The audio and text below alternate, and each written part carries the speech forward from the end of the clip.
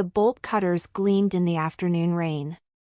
I watched through my phone screen, thousands of miles away, helpless, as my stepfather circled Unit 47 like a predator sizing up prey. His silver hair slicked back, expensive suit darkened by the downpour, but his eyes held something I'd seen in combat briefings. Enemy pilots locked onto their target. Greed. My finger hovered over the call button. One tap, and I could warn him off.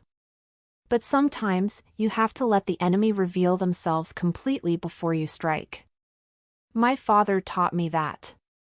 And from beyond the grave, he was about to teach Robert Kline the same lesson. But I'm getting ahead of myself. Let me take you back to where this began, to the day my father handed me a key and changed everything. You're listening to Valor Voice, where real stories come alive with heart and grit. I'm Nicole Parker, and today, I'm sharing something I've held close for years, a tale of secrets, safeguards, and the shadows that linger after loss. If you've ever wondered how far a father's love can reach from beyond the grave, or what happens when greed creeps into grief, buckle up. Because what starts as a simple storage unit turns into a battle for everything my family held dear.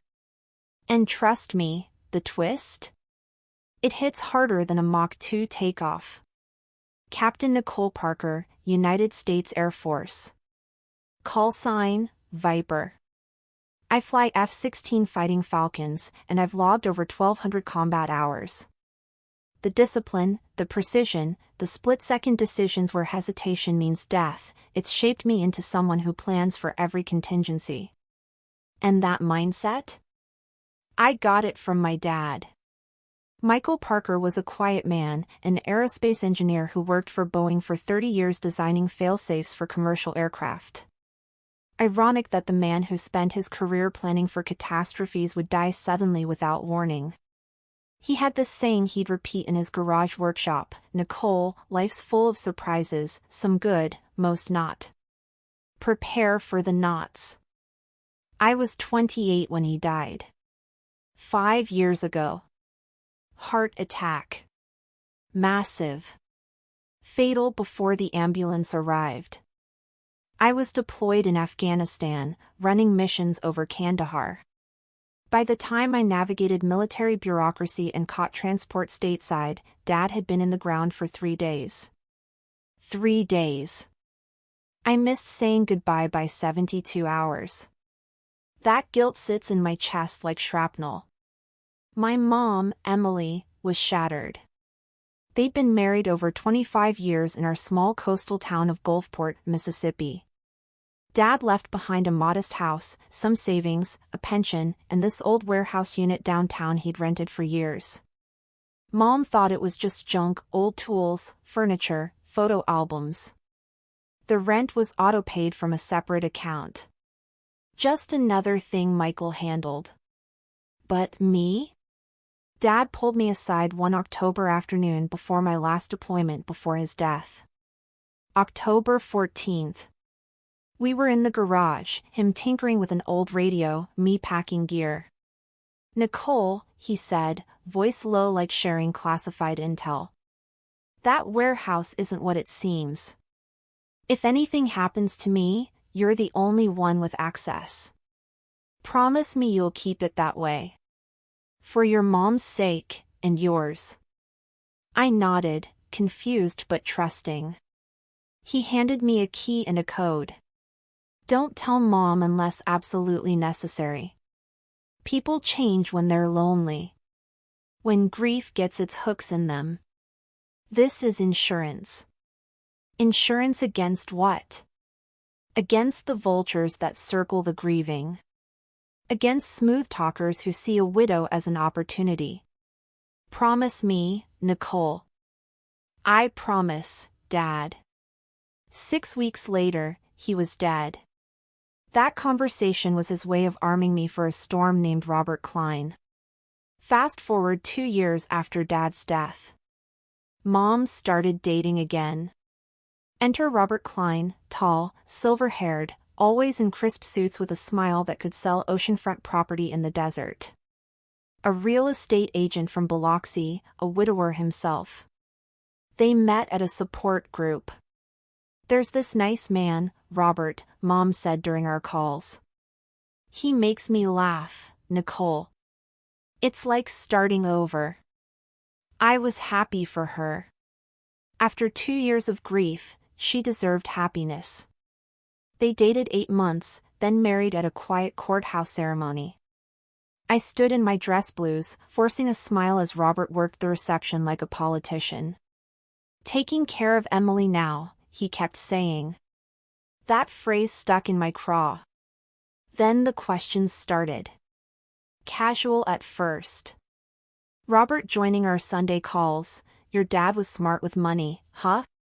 "I've got experience with estate planning, happy to help optimize things." Red flag number 1. A week later, Emily mentioned that warehouse your dad had. "What's in there?" "We could clear it out, free up cash for a vacation." Mom laughed it off. But I saw the spark in Robert's eyes. In the Air Force, we train on threat assessment, recognizing patterns that deviate from normal. Robert's patterns were adding up fast. The questions came every few weeks, always disguised as helpfulness. Each time, I shut him down politely. And each time, I documented everything. Screenshots, call logs, dates. Intelligence wins wars. That's when I decided to check the warehouse myself. I took leave 3 years after Dad's death. Drove straight to Gulfport. The warehouse manager, Thomas Greer, a Vietnam vet with a limp and a no-nonsense attitude, recognized me. "Parker's girl. Your old man was meticulous. Paid 5 years in advance before he died." Like he knew. Those words sent ice down my spine. Unit 47 looked like Mom described, old furniture, boxes labeled garage misc. But when you're trained to spot camouflage, you notice inconsistencies. The boxes were too deliberate. And in the back corner sat a Liberty gun safe bolted into concrete. My hands shook entering the combination, 041982. My birth date. Inside wasn't gold or guns. Just documents. Folders organized with Dad's engineering precision. His will, naming me executor. A revocable living trust established 8 years before his death, long before Mom's vulnerability. The trust held everything: house, savings, stocks, insurance. All in my name as trustee, Mom as beneficiary. But with explicit clauses excluding stepchildren or new spouses from any claim unless I approved in writing.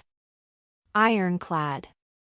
The legal architecture you build when you've seen friends lose everything to vultures. Then the letters. 1 to Mom, sealed. 1 to me. I sat on the concrete floor and read mine first. Nicole. If you're reading this, I'm gone, and trouble's brewing. I've seen too many good people lose everything because grief makes us vulnerable. Your mother has the kindest heart, it's why I fell in love with her. But that kindness can be exploited. This trust ensures she's taken care of for life. But no one else gets to dip their fingers in what 3 decades of work built. Keep this secret until you absolutely have to. The knowledge of money changes people. And if someone comes sniffing around asking about assets or warehouses, you'll know exactly what they're after.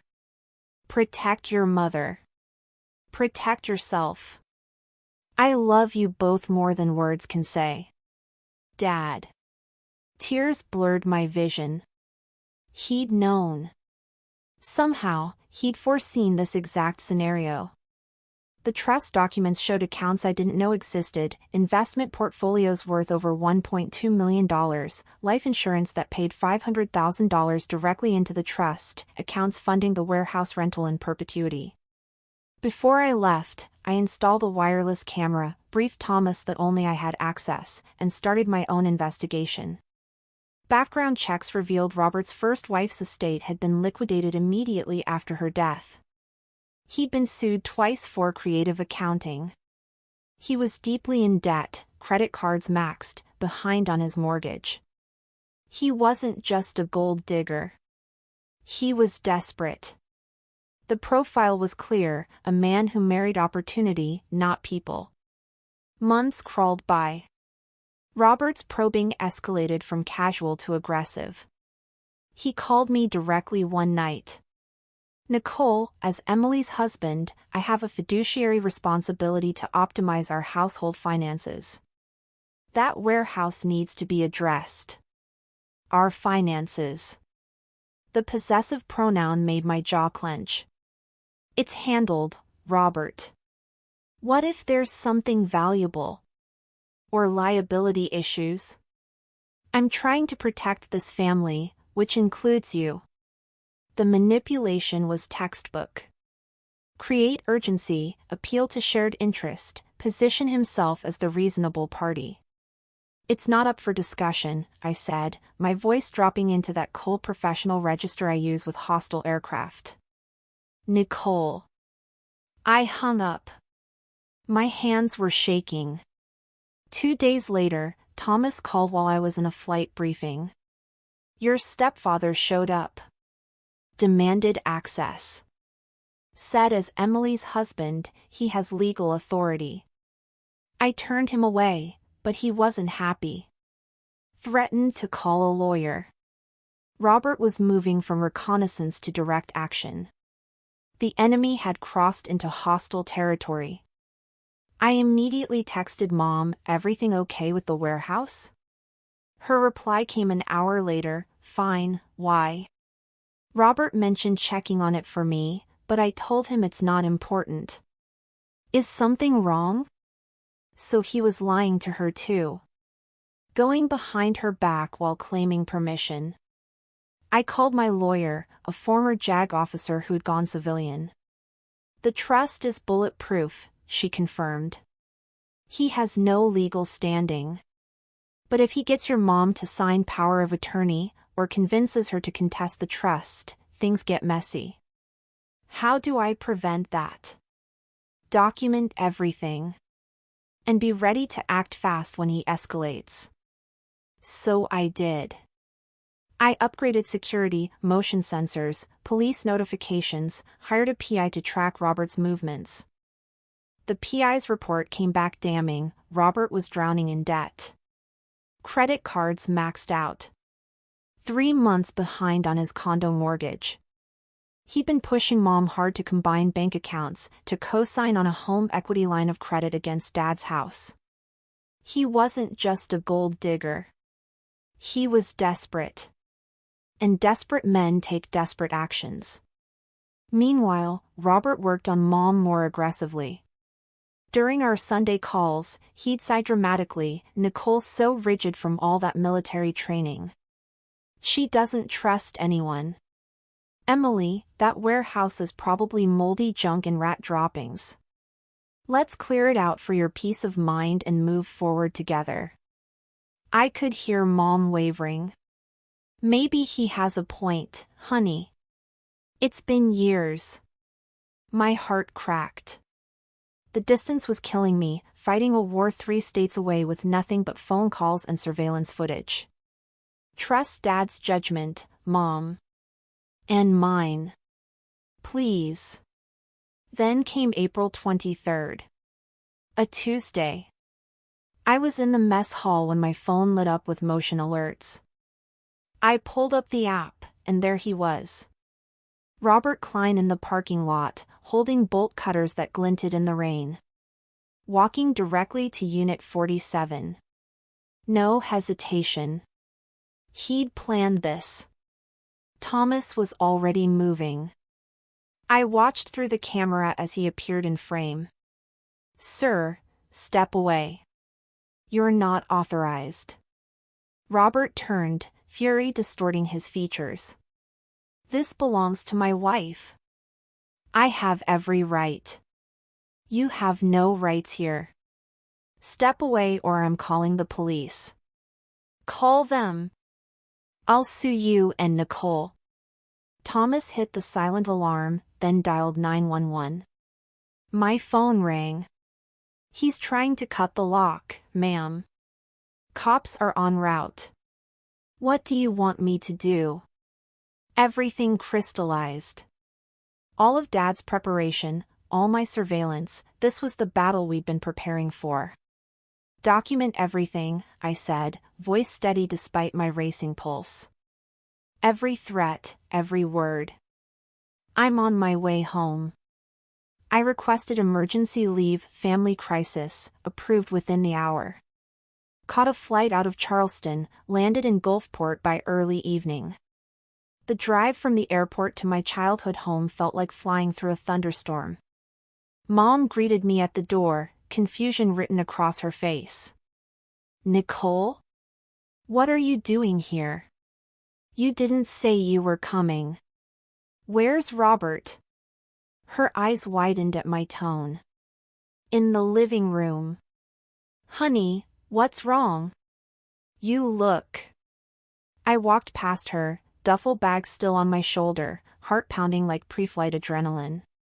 Robert was on the couch, scrolling through his phone, the picture of casual innocence. When he looked up, I saw it, just a fraction of a second, fear flickering across his face before the mask snapped back into place. Well, this is a surprise.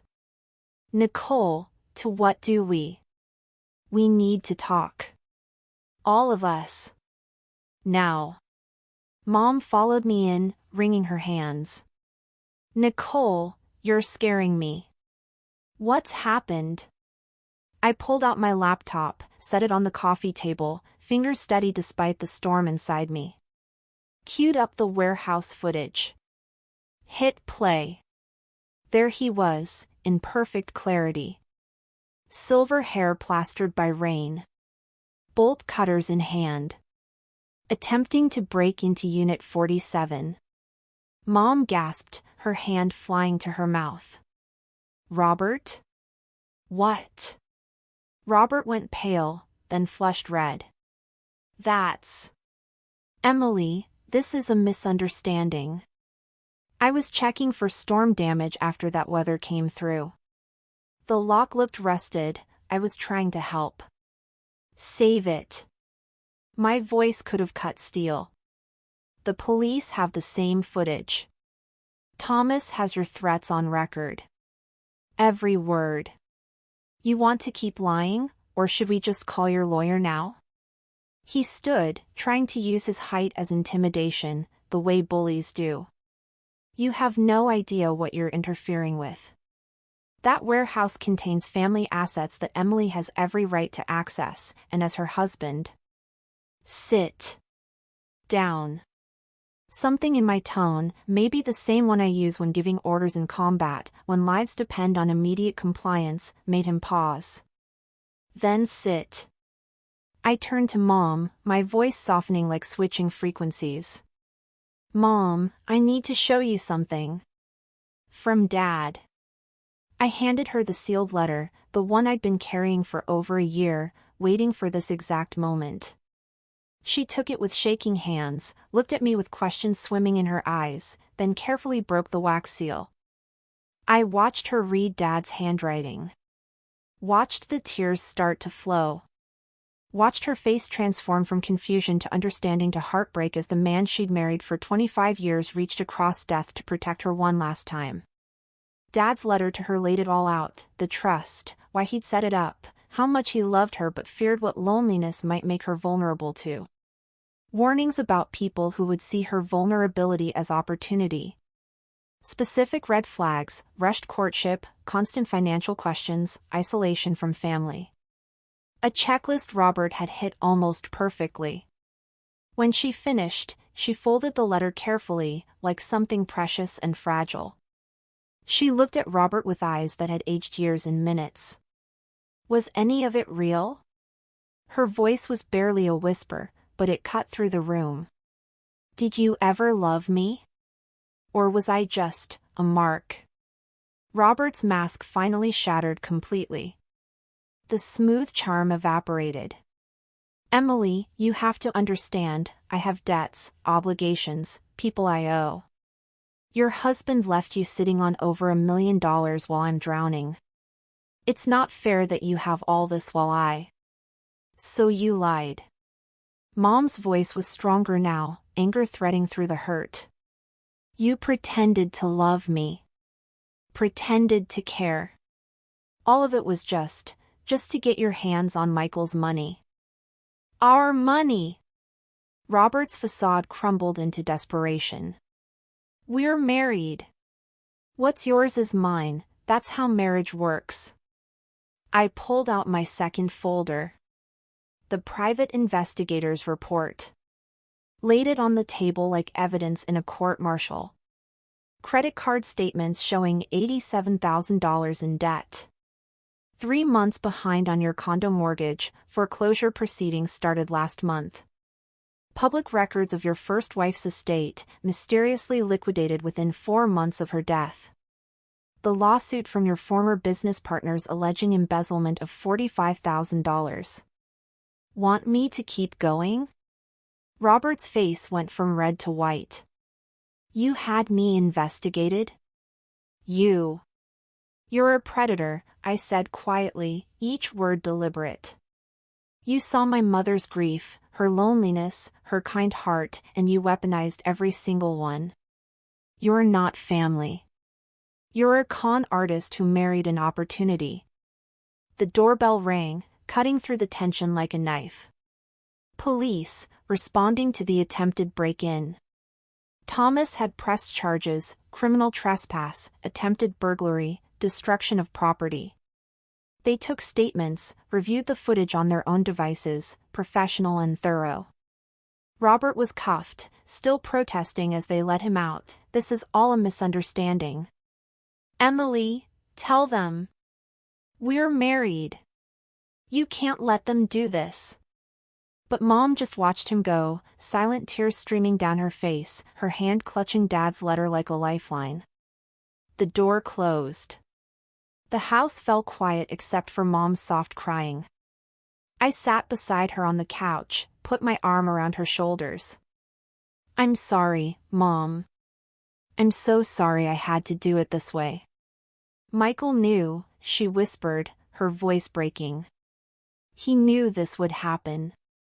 He tried to protect me, and I didn't listen. I was so lonely, Nicole.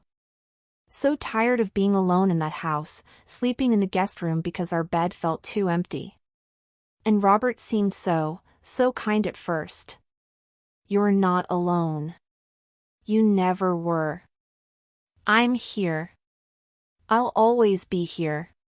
She leaned into me, and we sat like that for a long time, grieving different things, her the betrayal, me the fact that Dad had been right to fear this exact scenario. The next days blurred. Divorce filed, abandonment and fraud. Restraining order approved. Every lock changed. Together, Mom and I visited the warehouse. No more secrets. We sorted through Dad's mementos, photos, letters, construction plans. He loved us so much, Mom said, holding our graduation photo. This was just one more way. Thomas became a friend. Mom rebuilt smarter, new support group, genuine friends, library volunteering, serious painting. We established monthly visits, walking the beach where she and Dad walked. 6 months later, Mom called. Robert sent a letter. Pleading to drop charges, asking for another chance. What did you tell them? To file it as evidence. I wanted you to know I'm okay. I'm strong. Your father taught me love doesn't come with conditions. That's exactly right, Mom. Later, I looked at my commissioning photo. Mission accomplished, Dad. A week later, this isn't over. Robert's text. I forwarded it to the lawyer and police. But didn't respond. Silence speaks volumes. Robert pled guilty, served 90 days, and disappeared.